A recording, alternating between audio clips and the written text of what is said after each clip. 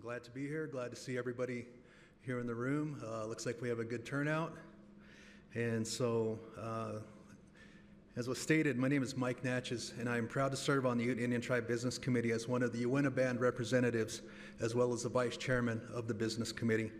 And at this time, I'd like to take just a moment to recognize the other members of the Business Committee that are actually here in attendance. If you can rise and give way, we have, looks like Emmett Duncan, our Uncompahgre representative.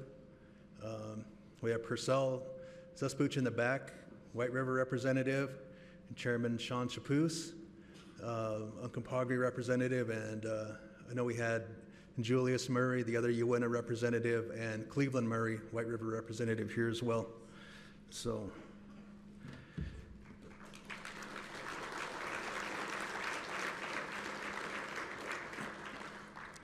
today I'm going to be talking about the impact that the Ute tribe has on the energy industry here in the basin. And the Ute Indian tribe is well equipped to help shepherd in the era of abundance that was promised by the Interior Secretary Doug Burgum. With our reservation homeland situated here in the Uinta Basin, the Ute Indian tribe has engaged in responsible fossil fuel development for decades and has helped establish the basin as one of the premier fossil fuel production centers in the United States. As a sovereign nation with a vested interest in both the conservation of its lands and economic growth through the development of its mineral estate, the tribe is uniquely positioned to advance the Trump administration's goal of expanding responsible and sustainable fossil fuel development domestically. We've all heard the president's agenda, energy first, domestic production, and here in working with industry, we're poised to further those goals and advance that. The Uinta and Ori Reservation is the second largest Indian reservation in the United States, covering more than 4.5 million acres. Production of oil and gas began on our reservation in the 1940s and has been continuously ongoing for the last 80 years. We lease about 400,000 acres for oil and gas development and have roughly 7,000 wells that produce approximately 45,000 barrels of oil a day. That is everything coming off of our tribal lands. As many are probably well aware, the tribe relies on revenue from oil and gas development on the reservation to further our economic needs. However, the tribe is far from the only beneficiary of tribal mineral production. Fossil fuel production on the Uinta and Ori Reservation has yielded far-reaching benefits to the wider economy, not only here in the Uinta Basin, the surrounding counties, the towns, but also within the state of Utah and also beyond. As one of the largest landowners, if not the largest landowner in the basin, 83% of the state of Utah's production comes from the reservation. And in 2023, business activities within the oil and gas sector in Duchesne and Uinta counties yielded about 8,300 jobs and generated a total gross impact of $1.5 billion. These are all local jobs that we keep here in the basin, keeping the money local, our economy local, and it's all driven by energy production. However, there's also challenges and hindrances that we as the tribe, we run across in trying to develop our resources. One of the major challenges comes from our own federal government. With their paternalistic federal oversight approach to dealing with Indian tribes and energy development. Under a 1790 federal statute known as the Indian Non-Intercourse Act, all sales and leases of Indian land and mineral rights require federal approval. As a result of this, Indian tribes are at the mercy of the federal trustee to review, process, and approve mineral development agreements in a timely manner. This federal approval process not only undermines the sovereignty of tribal nations to develop their own natural resources, but also places tribes at a competitive disadvantage in marketing our own mineral resources. But for over a decade, and working closely with not only the Utah congressional delegation, but along with other members of Congress, the tribe has worked to pass legislation to improve Indian energy permitting.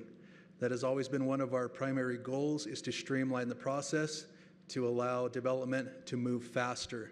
We want to see growth, we want to see progress, and it takes a little bit of work, but I think that we're moving into that direction. One of the other big challenges is something that I know everybody in here is impacted by, and that's unduly burdensome environmental regulations. Bureaucratic red tape on Indian energy development severely impacts our energy development. There is a strong need to begin to look at NEPA and do some NEPA reforms and limit the application of the NEPA process on tribal energy development on tribal lands. There is also a need to reduce the scope of public comment on NEPA proceedings and keep it to the local area surrounding the affected area. It doesn't do us any good when the public comment period has individuals who have never been to the Uinta Basin, much less the reservation. They couldn't find us on a map if they tried, but yet their comments weigh just as heavily as any one of us here in the room.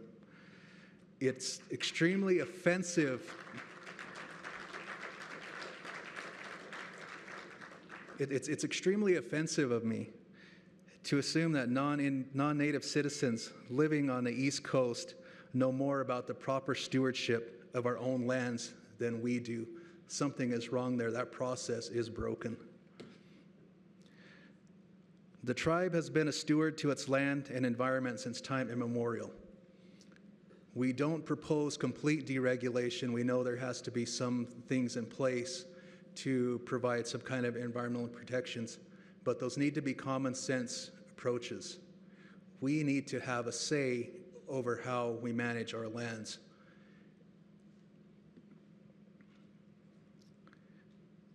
The U.S. EPA has continuously failed to obtain tribal input or otherwise meaningfully involve the tribe in any way when it comes to remedies against oil and gas producers for Clean Air Act violations on the reservation. It seems like EPA's focus has only been on financially penalizing our industry partners. Yet we as the sovereign landowner see no portion of those penalties come back. None of these penalties are being invested to support tribal programs or resources to provide any kind of mitigation or enhance the air quality here on the reservation. One of the other problems with EPA is just their complete failure to even respect tribal law. As most of you are well aware, non-members of the tribe must obtain access permits to be on the reservation. That holds the same for our federal agencies as well. Last week, EPA air inspectors completely disregarded this crucial process, and subsequently, we escorted them off the reservation. As a sovereign nation, we have our own regulations and ordinances that must be adhered to by anyone doing business on the reservation. So even the feds aren't above tribal law.